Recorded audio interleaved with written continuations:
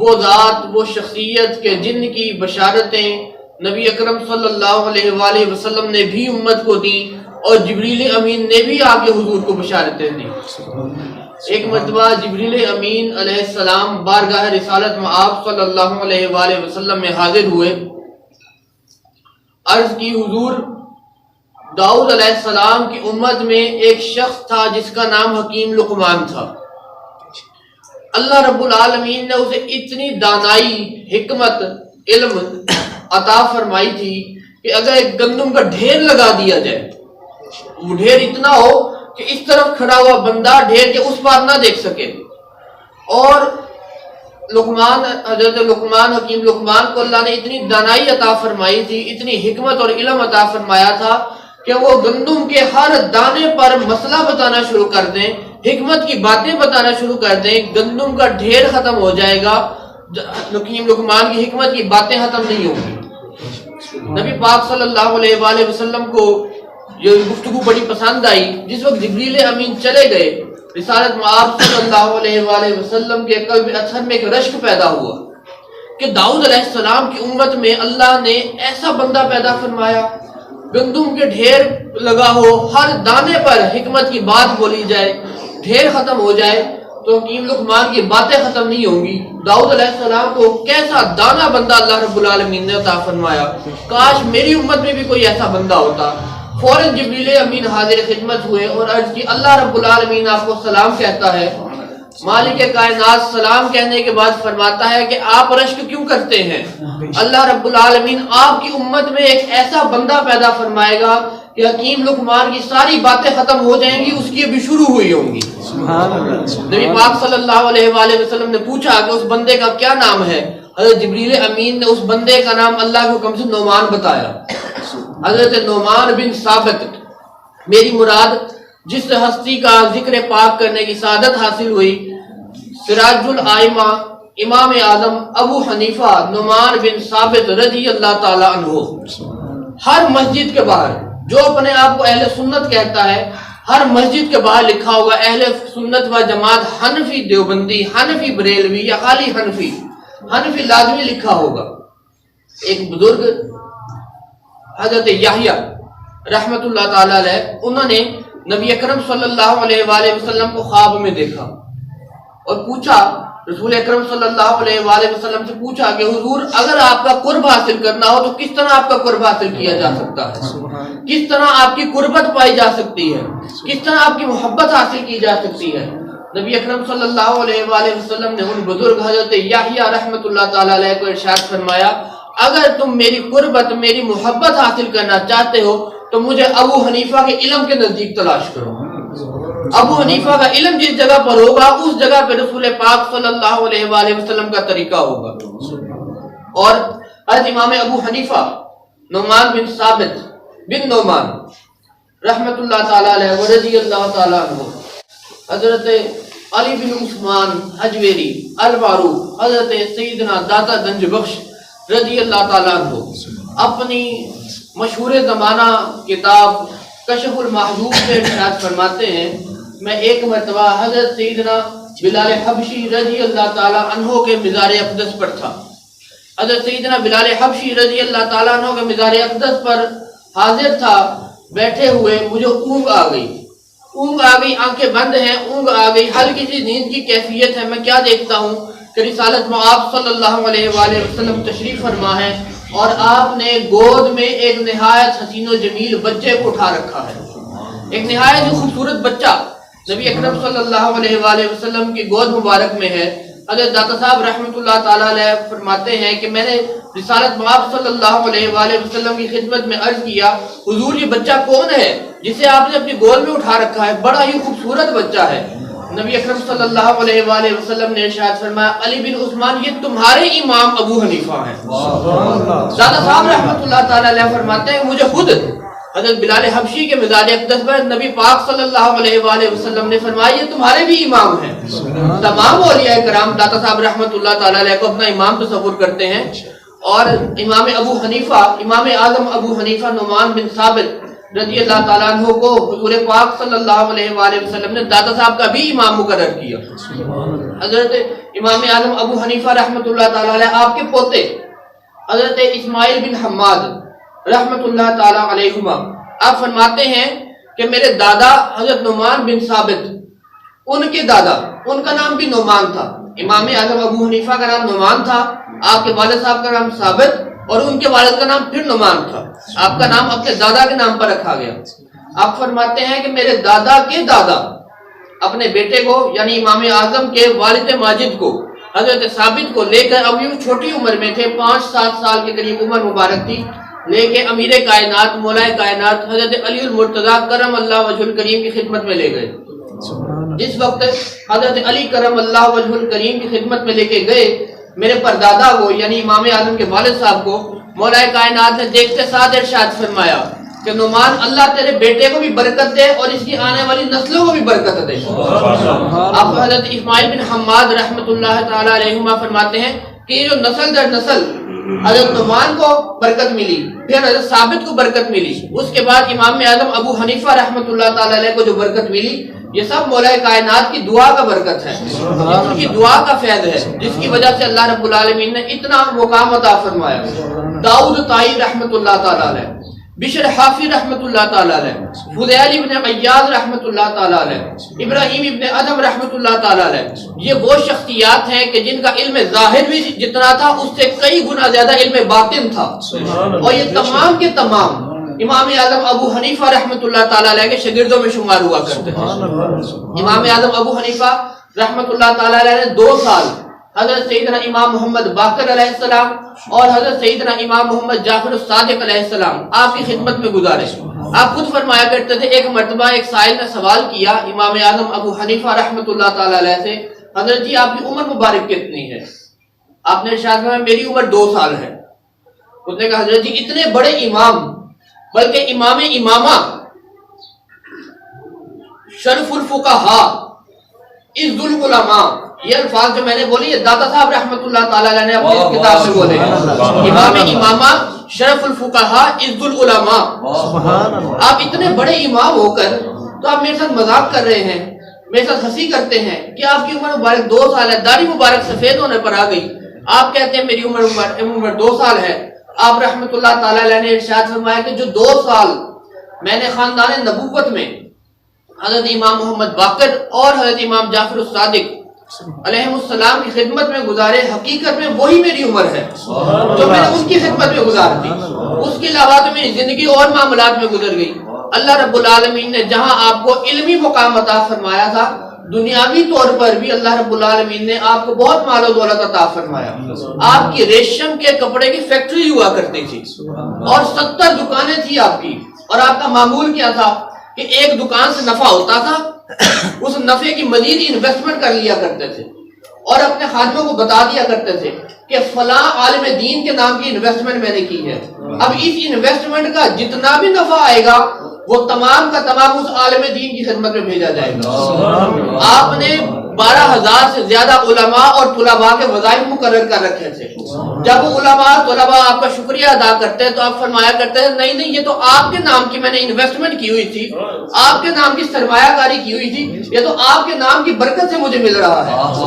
خود بھیک دیں اور خود کہیں منگتوں کا بھلا ہو، نبی پاک صلی اللہ علیہ وآلہ وسلم کا فیضان چل رہا ہے یہاں بھی کہ خود ہی عطا کرتے ہیں اور خود ہی شکریہ بھی ادا کر رہے ہیں کہ آپ لے لیتے ہیں، آپ کے لینے کا بھی شکریہ ہے۔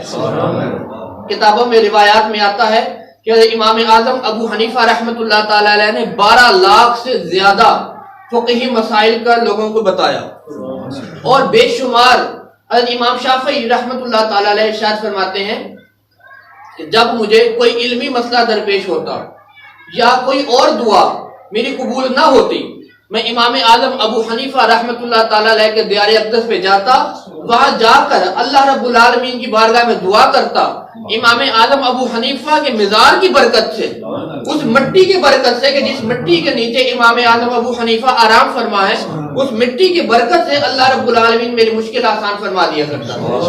ایک مرتبہ آپ نہایت متقی اور پرہیزگار تھے۔ ایک مرتبہ ایک بندہ آپ کی خدمت میں آیا، مسجد میں آیا، بغداد شہر کی مسجد میں آیا، جامعہ مسجد میں عشاء کا نماز کا وقت گزر چکا تھا. اس نے کہا چلو جماعت نکل گئی، میں اپنی نماز پڑھ لیتا ہوں. جب وہ نماز ادا کرنے کے لیے، رات کافی ہو چکی تھی، لوگ اپنے گھروں کو جا چکے تھے، بازار بند ہو چکے تھے، وہ عشاء کی نماز پڑھنے کے لیے جس وقت مسجد میں داخل ہوا تو دیکھا ایک نہایت حسین و جمیل آدمی کھڑا ہو کر، تو ابھی اس نے تکبیر تحریمہ کہی ہے، نماز پڑھ رہا ہے. اب سوچا اس بندے نے، آنے والے نے، کہ اللہ معلوم یہ فرض پڑھ رہے ہیں کہ نفل پڑھ رہے ہیں. اب چونکہ مجھے علم نہیں ہے، میں علیحدہ نماز پڑھ لیتا ہوں. اس نے اپنی علیحدہ عشاء کی نماز پڑھ لی. اب دیکھا جس وقت نماز پڑھ کے فراغت حاصل ہوئی، دیکھا تو وہ بندہ اسی طرح پہلی رکعت میں کھڑا ہوا تھا. ادھر اس نے، آنے والے نے 13 رکعت نماز پڑھ لی اور وہ بندہ ابھی تک پہلی رکعت میں کھڑا ہوا تھا. امام اعظم ابو حنیفہ رحمۃ اللہ تعالی علیہ نے پہلی رکعت میں الحمد سے شروع کیا، سورہ بقرہ سے شروع کیا اور سورہ فلق تک تقریباً 30 پارے، صرف ایک سورت کم 113 صورتیں پہلی رکعت میں مکمل فرما دی. مکمل فرما کے دوسری رکعت میں صرف سورہ ناس پڑھی اور سلام پھیر دیا. جس وقت اس نے آگے ہو کے دیکھا تو امام اعظم ابو حنیفہ رحمۃ اللہ تعالی علیہ تھے. آپ نے ارشاد فرمایا کہ تجھے قسم ہے کہ میرے اس معاملے کا باہر کسی کو نہ بتائیں. میرے اس معاملے کا کہ 2 رکعت میں مکمل قرآن مجید پڑھ دیا، میرے اس معاملے کا باہر کسی کو نہ بتائیں. ایک مرتبہ آپ گزر رہے تھے بازار سے، چند عورتیں جا رہی تھیں. عورتوں نے دیکھا امام اعظم ابو حنیفہ رحمۃ اللہ علیہ کو، آپس میں چہم گوئیاں تھیں. امام اعظم جا رہے ہیں، ابو حنیفہ جا رہے ہیں، نعمان بن ثابت جا رہے ہیں، ہر روز رات میں 50 رکعت نفل ادا کر رہے ہیں. آپس میں عورتوں نے چہم گوئیاں کی. آپ رحمۃ اللہ علیہ نے سن لیا، شاگرد ساتھ تھے کچھ آپ کے، آپ نے سن لیا، گئے، رات کا وقت ہوا، 50 نفل ادا کیے. پہلے نہیں کرتے تھے، پہلے 2 رکعت ہوتی تھی جن میں مکمل قرآن مجید پڑھ دیا کرتے تھے. آج کی رات 50 رکعت نفل ادا کیے. صبح کے وقت جس وقت طلباء کے ساتھ بازار کی طرف نکلے، وہ پھر عورتیں نظر آئیں. کچھ وہ عورتیں آپس میں چہم گوئیاں کر رہی، پہلے 50 پڑھتے تھے، اب 100 کر دیے ہیں، رات زیادہ وقت لگا ہے. وہ محلے دار عورتوں نے محسوس کیا، رات کافی دیر بعد نکلے، اتنی دیر میں 100 رکعت پڑھی جاتی ہیں. انہوں نے کہا آج رات 100 پڑھے ہیں، اب 100 پڑھنا شروع کر دیے. آپ رحمۃ اللہ تعالیٰ جس وقت قرات ہوئی مسجد میں تشریف لائے، 100 رکعت نفل ادا فرمائے. جس وقت اگلے دن بازار کی طرف نکلے، عورتیں پھر کچھ ملی، چہم گوئیاں کر رہی ہیں. امام اعظم ابو حنیفہ کل رات 150 رکعت نفل ادا کیے. آپ رحمۃ اللہ تعالیٰ پھر اسی رات آئے، جس وقت رات کو مسجد میں پہنچے 150 رکعت نماز ادا کی. طلباء نے پوچھا حضرت جی عورتیں کہتی ہیں آپ شروع ہو جاتے ہیں. آپ رحمۃ اللہ علیہ نے ارشاد فرمایا کہ مجھے اس بات سے شرم آتی ہے کہ لوگ میرے بارے میں اچھا گمان رکھیں اور میں اسے بدتر کروں، میں اس سے کم کروں. اس بات سے مجھے شرم آتی ہے. اللہ رب العالمین نے جتنا آپ کو تقویٰ عطا فرمایا تھا، اتنی ہی علمی ذہانت بھی عطا فرمائی تھی. آپ اس بات کا بڑا خیال فرمایا کرتے تھے کہ فتویٰ دیتے ہوئے کہیں بھی کوئی بھی عمل قرآن یا حدیث کے منافی نہ ہو جائے. انتہائی احتیاط کے ساتھ فتویٰ نویسی فرمایا کرتے تھے. ایک مرتبہ ایک بندہ آپ کی خدمت میں حاضر ہوا. حاضر ہونے کے بعد اس نے مسئلہ پوچھا، مسئلہ بڑا عجیب سا پوچھا. اس نے آتے ساتھ سوال کیا، سلام کے بعد سلام عرض کیا. اس کے بعد اس نے مسئلہ پوچھا 1 واؤ کے ساتھ 2 واؤ کے ساتھ. امام اعظم ابو حنیفہ کے طلباء بیٹھے ہوئے ہیں، امام محمد بیٹھے ہیں، امام حماد بیٹھے ہیں، امام ابراہیم بیٹھے ہیں، کسی کو سمجھ نہیں آئی یہ کیا مسئلہ بولا ہے، 1 واؤ کے ساتھ کہ 2 واؤ کے ساتھ. آپ نے فرمایا 2 واؤ کے ساتھ. اس نے کہا اللہ تجھے لا ولا کی برکت عطا فرمائے. آپ نے آمین فرمایا. جس میں وہ بندہ چلا گیا، طلباء بڑے حیران تھے کہ یہ کیسا مسئلہ پوچھا، کیسی دعا دے کے گیا، کیسا جواب دیا آپ نے. شاگردوں نے پوچھ لیا، انہوں نے کہا حضرت جی اس نے کیا مسئلہ پوچھا، 1 واؤ کے ساتھ یا 2 واؤ کے ساتھ. آپ رحمۃ اللہ تعالیٰ علیہ نے ارشاد فرمایا معلوم ہو گیا کہ آپ نے وہ کیا سوال پوچھنا چاہ رہا ہے. آپ نے اس کے سوال کے مطابق اسے جواب بھی عطا کر دیا. لیکن یہ کیسی دعا دے کے گیا کہ اللہ تجھے لا ولا کی برکت عطا فرمائے. لا کا مطلب نہیں، وا کا مطلب اور، لا کا مطلب پھر نہیں اور نہیں. یہ کیسی دعا ہے. آپ رحمۃ اللہ تعالیٰ نے ارشاد فرمایا میں نے اس کی دعا پر آمین بولا ہے. اللہ رب العالمین کے محبوب نبی صلی اللہ علیہ وآلہ وسلم نے فرمایا زیتون ایک ایسا درخت ہے، نہ مشرق میں اس جیسا ہے نہ مغرب میں اس جیسا ہے. لا مشرقہ ولا مغربہ، نہ مشرق میں ہے اس جیسا نہ مغرب میں ہے اس جیسا. وہ جاتے ہوئے مجھے دعا دے کر گیا ہے اللہ تجھے علماء میں ایسا مقام عطا فرمائے نہ مشرق میں کسی کو ملا ہو نہ مغرب میں کسی کو ملا ہو. میں نے اس کی دعا پر آمین بولا ہے. اللہ رب العالمین نے اتنا علم آپ کو عطا فرمایا تھا. ایک مرتبہ آپ نکلے، بازار کی طرف چلے گئے، دھوپ کافی شدید تھی، تیز تھی، آپ رحمۃ اللہ تعالیٰ علیہ ایک دیوار کے سائے میں کھڑے ہو گئے۔ جس وقت دیوار کے سائے میں کھڑے ہونے لگے، آپ کے جوتے مبارک کو تھوڑی سی مٹی لگی ہوئی تھی، وہ مٹی اس دیوار کے ساتھ لگ گئی۔ جس وقت آپ دیوار کے ساتھ ہونے لگے، سائے میں ہونے لگے، مٹی دیوار کے ساتھ لگ گئی۔ آپ رحمۃ اللہ علیہ پریشان ہو گئے کہ یہ مٹی، بازار کی مٹی اس بندے کے گھر کو لگ گئی ہے۔ اب ایک کچی مٹی کا مکان ہے، گارے کا بنا ہوا مکان ہے، اگر میں اپنے جوتے والی مٹی کھرچتا ہوں تو اس کے مکان میں مٹی بھی کھرچی جائے گی، اس کا بھی مجھے اللہ کو جواب دینا پڑے گا۔ اگر میں مٹی لگی رہنے دیتا ہوں تو اس کے مکان کے اوپر میرا کوئی حق نہیں ہے، تو یہ بھی زیادتی ہو جائے گی۔ آپ رحمۃ اللہ تعالیٰ علیہ یہ کھڑے سوچ رہے تھے، اندر سے مکان مالک ایک یہودی تھا، وہ باہر آ گیا، اور وہ یہودی بھی تھا اور آپ کا مقروض بھی تھا۔ جس وقت آپ نے دیکھا کہ یہودی باہر آ گیا ہے، وہ آپ کا مقروض بھی ہے، آپ نے اسے قرضہ بھی لینا ہے، پیسے واپس بھی لینے ہیں، آپ رحمۃ اللہ تعالیٰ علیہ فوراً دیوار کا سایہ چھوڑ کر دھوپ میں ہو گئے۔ تو یہودی نے سوال کیا، حضرت جی آپ سایہ چھوڑ کر دھوپ میں کیوں ہو گئے اور یہاں کس لیے کھڑے تھے؟ آپ رحمۃ اللہ علیہ نے ارشاد فرمایا، اللہ کے نبی نے فرمایا کہ کسی کو اگر قرضہ دیا جائے، اس قرضے کے اوپر جو بھی منافع لیا جائے گا وہ سود میں آئے گا۔ مجھے پتہ نہیں تھا تیرا مکان ہے، میں صرف دیوار کا سایہ لینے کے لیے، تھوڑی ٹھنڈک لینے کے لیے کھڑا ہو گیا تھا، لیکن جب مجھے پتہ لگا کہ یہ تیرا مکان ہے اور تو میرا قرض دار ہے، تو نے میری رقم واپس کرنی ہے، تو میرے ذہن میں خیال آیا ہے کہیں بھی اس چھاؤں کو لینے میں، یہ چھاؤں جو میں حاصل کر رہا ہوں، جو ٹھنڈک میں حاصل کر رہا ہوں، یہ کہیں سود میں نہ آ جائے، اس لیے فوراً میں چھاؤں کو چھوڑ کے دھوپ میں ہو گیا۔ اس نے پوچھا آپ یہاں کھڑے کیوں تھے اور آپ کیا سوچ رہے تھے؟ آپ نے ارشاد فرمایا کہ یہ مٹی میرے پاؤں کے ساتھ لگی تھی، تیری دیوار کو لگ گئی ہے، اسے کھرچنے کے بارے میں سوچ رہا تھا۔ یہودی نے جس وقت آپ کے جملے سنے، اس نے فوراً کہا، حضرت جی مٹی کو بعد میں کھرچیے گا، پہلے مجھے کلمہ پڑھا کے مسلمان کر دیجیے۔ جو دین اتنی باتوں کا خیال رکھتا ہے، اتنے حق کا خیال رکھتا ہے، وہ دین جھوٹا دین نہیں ہو سکتا، مجھے کلمہ پڑھا کے مسلمان کر لیجیے۔ آپ رحمۃ اللہ تعالیٰ نے کلمہ پڑھایا، دین میں داخل فرمایا۔ ایک مرتبہ آپ رحمۃ اللہ تعالیٰ علیہ اپنی مسجد میں موجود تھے، ایک بندہ آیا، اس نے دیکھا کہ امام اعظم ابو حنیفہ رحمۃ اللہ تعالیٰ علیہ مسجد میں نماز ادا فرما رہے ہیں، سجدے کی حالت میں ہیں، شرارت کے طور پر، شریر لوگ بھی ہوتے ہیں، جہاں اچھے لوگ ہوتے ہیں وہاں شرارتی لوگ بھی ہوتے ہیں، اس نے شرارت کے طور پر چند سنگریزے مٹی کے ڈھیلے اٹھائے، آپ رحمۃ اللہ تعالیٰ علیہ کے کندھے پہ رکھ دی، کندھے پہ رکھ کر چلا گیا۔ انہوں نے کہا جس وقت سر اٹھائیں گے یہ مٹی کے سنگریزے جو ہیں یہ گریں گے، کپڑے ناپاک ہو جائیں گے، پریشانی ہوگی، پھر دیکھتے ہیں کیا ہوتا ہے۔ وہ جس وقت چلا گیا، آپ رحمۃ اللہ تعالیٰ نماز ادا فرماتے رہے۔ بندہ کہتا ہے میں جس وقت صبح فجر کی نماز ادا کرنے کے لیے مسجد میں آیا تو میں نے دیکھا جو مٹی کے ڈھیلے جس جگہ پر رکھ کر گیا تھا ابھی بھی اسی جگہ پر موجود تھے۔ فجر کا وقت آ گیا، امام اعظم ابو حنیفہ رحمۃ اللہ تعالیٰ علیہ کی ساری رات ایک ہی سجدے میں گزر گئی۔ اتنا زیادہ اللہ رب العالمین کے آپ تقویٰ رکھتے تھے، اتنی زیادہ اللہ رب العالمین کی عبادت کیا کرتے تھے۔ اللہ رب العالمین کی بارگاہ میں دعا ہے کہ ہم سب کو امام اعظم ابو حنیفہ رحمۃ اللہ تعالیٰ علیہ کے طریقے پر چلنے کی توفیق عطا فرمائے۔ یہ طریقہ امام اعظم ابو حنیفہ رحمۃ اللہ تعالیٰ علیہ کا طریقہ، آپ احادیث کے مطابق عمل کرتے تھے جو حضرت عبداللہ ابن مسعود رضی اللہ تعالیٰ عنہ نے بتائی، اور حضرت عبداللہ ابن مسعود رضی اللہ تعالیٰ عنہ وہ خوش نصیب صحابی ہیں کہ جنہیں اللہ رب العالمین نے ابی بن کعب کے بعد سب سے زیادہ خوبصورت آواز والا قاری کہا ہے۔ عبداللہ ابن مسعود رضی اللہ تعالیٰ عنہ وہ خوش نصیب صحابی ہیں کہ جنہیں بلال حبشی اور سلمان فارسی کے بعد نبی پاک صلی اللہ علیہ وآلہ وسلم کے گھر میں نوکری کرنے کا شرف حاصل ہے۔ نبی پاک صلی اللہ علیہ وآلہ وسلم نے ایک مقام پر ارشاد فرمایا کہ اگر علم ثریا ستارے کے پاس بھی ہوگا تو میرے آنے والی امت میں کچھ لوگ ایسے ہوں گے جو ثریا آسمان کے ستارے سے بھی اسے لے آئیں گے۔ صحابہ اکرام نے عرض کیا حضور وہ کون لوگ ہوں گے؟